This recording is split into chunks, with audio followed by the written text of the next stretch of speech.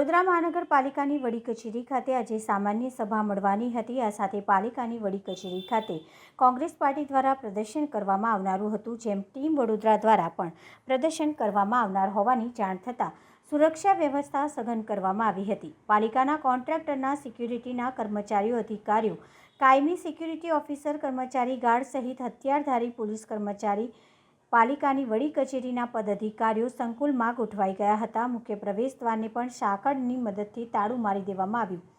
પોલીસના લોખંડી પોલીસ બંદોબસ્ત વચ્ચે કોંગ્રેસ પાર્ટીના વડોદરા શહેરના પ્રમુખ ઋત્વિજ જોશી અને અન્ય કોંગ્રેસી આગેવાન સ્મશાનોને ખાનગીકરણ કરી ઇજારદારોને જવાબદારી સોંપવાના નિર્ણયના વિરોધમાં થાથડી લઈને પ્રદર્શન કરવા માટે આવ્યા હતા। સાથે અનોખો એવોર્ડ પણ લાવ્યા હતા। પ્રદર્શન શરૂ થતાની સાથે જ પોલીસ એક્શનમાં આવી હતી અને શહેર કોંગ્રેસના પ્રમુખ સહિત અનેક કોંગ્રેસી આગેવાનોની અટકાયત કરી હતી। આ વેળાએ શાબ્દિક ઘર્ષણ અને તૂતુમેના દ્રશ્યો પણ સર્જાયા હતા। ટીમ વડોદરાના સેજલ વ્યાસ અને અન્ય આગેવાનો વિશિષ્ટ પ્રકારનો એવોર્ડ લઈને પાલિકાની વડી કચેરી ખાતે પ્રવેશ કરવાનો પ્રયાસ કરતા જ પોલીસે તેમને અટકાવ્યા હતા અને તેમની પણ અટકાયત કરી હતી। આ એવોર્ડ આપી પોતાની વાત મૂકવામાં આવેલા સેજલ વ્યાસ સહિત અનેક આગેવાનોની પોલીસે અટકાયત કરી લીધી હતી। શમશાનો સહિત અનેક મુદ્દાઓને લઈને કટાક્ષ સાથે એવોર્ડ લઈને આવેલા ટીમ વડોદરાના સભ્યોને પાલિકાની વડી કચેરી ખાતે પ્રવેશ આપવામાં આવ્યો હતો। તો સમય મુજબ સાંજે 5 કલાકે વડોદરા મહાનગરપાલિકાની વડી કચેરીના સર સયાજીરાવ સભાગૃહમાં સામાન્ય સભા મળી હતી। વંદે માતરમ સાથે સભાની શરૂઆત થઈ, જે બાદ શોકદર્શક ઠરાવ વાંચવા માટે ઊભા થતા હતા। જોકે કોંગ્રેસના નેતા ચંદ્રકાંત શ્રીવાસ્તવ સહિત અન્ય કોંગ્રેસી કાર્યકરો કાળા વસ્ત્રો ધારણ કરીને આવ્યા હતા અને 2 વ્યક્તિઓના તંત્રના પાપે મૃત્યુ થયા હોવાથી ખાડાના કારણે જેમનું મૃત્યુ થયું છે તે વ્યક્તિ અને ડ્રેનેજમાં જે વ્યક્તિ પડી ગયા તે વ્યક્તિના માનમાં પણ શોકદર્શક ઠરાવ રજૂ કરવામાં આવે તેવી માંગ કરવામાં આવી। જો કે આ માંગ અસ્વીકાર કરી માત્ર વડોદરા મહાનગરપાલિકાના સભાસદ કિરણમયી મહેતાના દુઃખદ અવસાન તેમજ વડોદરા જિલ્લાના પાદરા તાલુકાના મધ્ય ગુજરાત અને સૌરાષ્ટ્રને જોડતો મહીસાગર નદી પરનો પુલ મુજપુર ગંભીરા પુલનો એક ભાગ તૂટી પડવાના બનાવમાં 21 લોકોના મૃત્યુ બદલ વડોદરા મહાનગરપાલિકાની આજ રોજ મળેલી સામાન્ય સભામાં દુઃખ અને શોકની લાગણી વ્યક્ત કરી ઠરાવ રજૂ કરી 2 મિનિટનું મૌન પાડી સભાને મુલતવી રાખવામાં આવી હતી। આજની મુલતવી થયેલી સભા આવતીકાલે સાંજે 5 કલાકે મળશે। અમે આજે વડોદરા શહેરની જનતાનો એવોર્ડ લઈને આવ્યા છે કે દિલ્હી છે વડોદરા શહેરની જે પરિસ્થિતિ છે હાલમાં એટલો બધો ભ્રષ્ટાચાર વધી ગયો છે કે આ લોકોના પાપે ગંભીરા બ્રિજ હોય, વડોદરા શહેરમાં લોકો ખાડામાં પડીને મરી જતા હોય, રિક્ષાવાળો મરી જાય, એટલે આ લોકોના એટલા બધા ભ્રષ્ટાચાર થઈ રહ્યા છે। આજે તમે જોઈ શકો કે જે સભા હતી એ સભામાં ગંભીરા બ્રિજનો શોકદર્શક ઠરાવ હતો, તો અમે એટલી જ માગણી કરી કે જે વડોદરા શહેરમાં બી આપના ભૂલના લીધે, આપના પાપના લીધે જે 2 નિર્દોષ લોકો ગુજરી ગયા છે, તો એમને બી નામ ઉલ્લેખ કરીને એમને બી શ્રદ્ધાંજલિ આપો।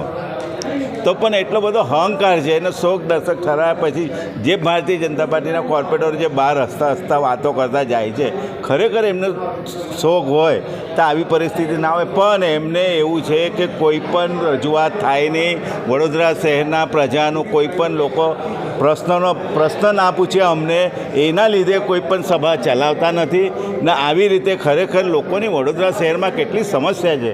ઠેર ઠેર જગ્યાએ ખાડા પડી ગયા છે, પાણી ભરાઈ જાય, ગંદુ પાણી આવે, એટલી બધી મુશ્કેલી હોય ને એવા સમયમાં તમે સભા ના ચલાવે ને જે બી કાઉન્સિલર હોય, અમે બધા કોંગ્રેસના કાઉન્સિલરો કે ઇતર લોકોને જે આગેવાનો હોય એ લોકોને એક જ માગણી કે વડોદરા શહેરમાં જે સમસ્યા છે એનો નિકાલ વહેલી તકે થાય, લોકોને મુશ્કેલી ના પડે એવી માગણી હતી ને એવી અમારી રજૂઆત પણ કરવા સુદ્ધા પણ સભા ચલાવતા નથી। એટલે અમારી એવી માગણી છે કે જે વડોદરા શહેરમાં પ્રશ્નો છે વહેલી તકે કરવા જોઈએ અને જે અહંકાર ભારતીય જનતા પાર્ટીને આવ્યો છે એ લોકો આ વર્ષે એમને બતાવી દેશે।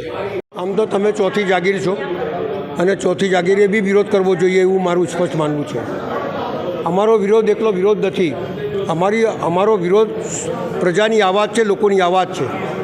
જે વેદના લોકો વેઠી રહ્યા છે એને ઉજાગર કરવા માટે અમે લોકો અહીંયા સભામાં બોલવા માંગતા હતા। અંતિમ ક્રિયાના સ્મશાનો જો પ્રાઇવેટમાં આપી દેતા હોય તો એનો મતલબ એ થયું કે તમે સ્મશાન બી ચલાવવા લાયક નથી। જે વ્યક્તિ સ્મશાન ચલાવવા માટે છે એના ઉપર તો કેસ ચાલે છે કોર્ટોમાં, અને એ વ્યક્તિ સંભાળશે. એના લીધે જ આ કોર્પોરેશનનું ઊંધું પડી રહ્યું છે. સવાલ એ છે કે વડોદરા શહેરમાં તમે જુઓ તો ખાડાઓના લીધે એક રિક્ષા ડ્રાઈવરનું મોત થયું, એની દરખાસ્ત નહીં ચડાવવાની. એક ભાઈ જે ફતેપુરાથી ચાલતા ચાલતા આવતા હતા, ગટરમાં પડી ગયા, અઠવાડિયા પછી એની લાશ મળી, એને આજ સુધી કોઈ વળતર આપ્યું નથી. ગંભીરા બ્રિજની અંદર માણસો મરી ગયા, એ સરકાર નિષ્ફળ ગઈ છે દેખાઈ આવે છે કે સરકારને વારંવાર રજૂઆત કરવા છતાં અમારા ધારાસભ્ય ત્યાંના સ્થાનિક નાગરિકોએ રજૂઆત કરી, પણ સરકારની ઊંઘ નહીં ઉડી. એના લીધે આ બનાવ બન્યો અને લોકો મરી ગયા. એની તમામ જવાબદારી સરકારની છે. હાલની બોટકાળની અંદર 12 બાળકો નિર્દોષ મરી ગયા, એ પણ અહીંના મળતિયાઓની જવાબદાર છે, અને 2 શિક્ષિકાઓ મરી ગઈ. શહેરની અંદર ગંદુ પાણી આવે, શહેરની અંદર ડ્રેનેજો ઉભરાય, રોડો બરાબર ના હોય, અને એના માટે કોઈ બોલવાનું નહીં. અને સ્ટેન્ડિંગ કમિટીની અંદર બેસીને જે કાયદો છે એના વિરુદ્ધ કામ કરતા હોય અને કરોડો રૂપિયાનું ભ્રષ્ટાચાર થતું હોય તો શું અમારે બોલવાનું નહીં? અમે નાગરિકોની અવાજ છીએ. વિરોધ પક્ષ એટલે નાગરિકોની અવાજ હોય, અને એ અવાજને દબાવવાની જે કોશિશ થઈ રહી છે એની સામે અમારી લડત છે. જ્યાં સુધી લોકોને ન્યાય નહીં મળે, જ્યાં સુધી અન્યાય થતું રહેશે, ત્યાં સુધી અમે લડતા રહીશું. એ અમારા પ્રજા સમક્ષ વાયદો છે.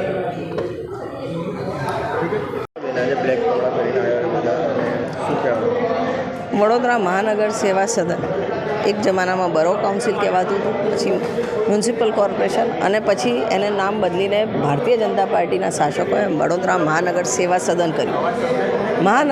નગર એટલે નળ ગટરને રસ્તા, અને સેવા સદન એટલે એની સેવા કરનાર લોકો.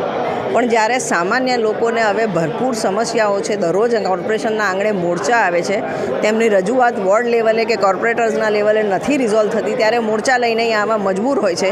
ત્યારે સામાન્ય લોકોને અહીંયા રજૂઆત કરવા આવતા બંધ કરી દેવામાં આવ્યા છે. જે વડોદરા શહેર એક જમાનામાં સૌથી સુંદર અને શ્રેષ્ઠ શહેર હતું, સૌથી સ્વચ્છ શહેર હતું, એનો 18મો ક્રમ આવે છે, અને એમાં ફરી મોસ્ટ પ્રોમિસિંગ સિટીનો એવોર્ડ લઈને ખુશ થાય છે. ઓલરેડી જે બેસ્ટ હતું એને હવે પ્રોમિસિંગ કેટેગરીમાં આવ્યા, તો આપણે તો નીચે આવ્યા છે. આમાં ખુશ ક્યાં થવાની વાત છે? આજે બી કોર્પોરેશનની બહાર અનેક લોકો મોરચા લઈને રજૂઆતો કરવા આવ્યા છે, એમને એન્ટ્રી નથી, અને નવો નિયમ લઈને આવ્યા છે કે હવે રજિસ્ટરમાં એન્ટ્રી કરીને લોકોને આવું, જેનો અમે સખ્ત વિરોધ કરીએ છીએ.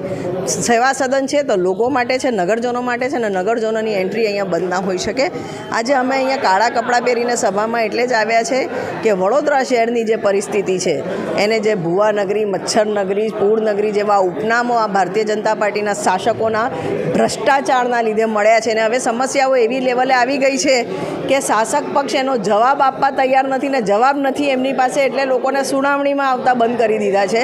તો વડોદરાની પરિસ્થિતિ કેટલી ગંભીર રીતે ખરાબ થઈ ગઈ છે આપ સમજી શકો છો.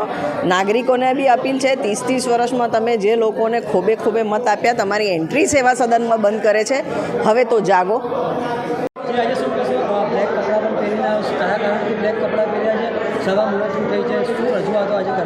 જ્યારે પણ સભા હોય છે ત્યારે આ સત્તા પક્ષ વિપક્ષનો અવાજ સાંભળતી નથી. એના વિરોધની અંદર આજે તમામ અમારા જે કોર્પોરેટર છે બ્લેક કપડાં પહેરીને એનો વિરોધ દર્શાવ્યો છે. એની સાથે સાથે આજની સભાની અંદર ગંભીરા બ્રિજ હોય કે પૂર્વ એક કોર્પોરેટર જે ધામમાં ગયા છે એમના વિશે જે શોકદર્શક ઠરાવ આજે બોલવાનો હતો, જે રજૂ કરવાનો હતો, એની સાથે સાથે અમે એવું કીધું કે ભાઈ જે વડોદરા શહેરની ખાડાના લીધે રિક્ષા ચાલકનું જે મરણ થયું છે એનો પણ શોકદર્શક ઠરાવ વાંચવામાં આવે. પણ આ સત્તા પક્ષના લોકો એટલા બધા સત્તામાં મશગુલ છે કે એમની ભૂલના લીધે, એમના પાપના લીધે કોઈ ધાંભા ગયું હોય તો એનો શોકદર્શક ઠરાવ વાંચવા માટે પણ એમની પાસે સમય નથી. એટલે આ સત્તાધારી પક્ષ અત્યારે પોતાના સત્તાની અંદર એટલું મશગુલ છે, પણ આવનાર સમયની અંદર સત્તાધારી પક્ષને ખબર પડશે કે વડોદરા શહેર એમને જવાબ આપશે.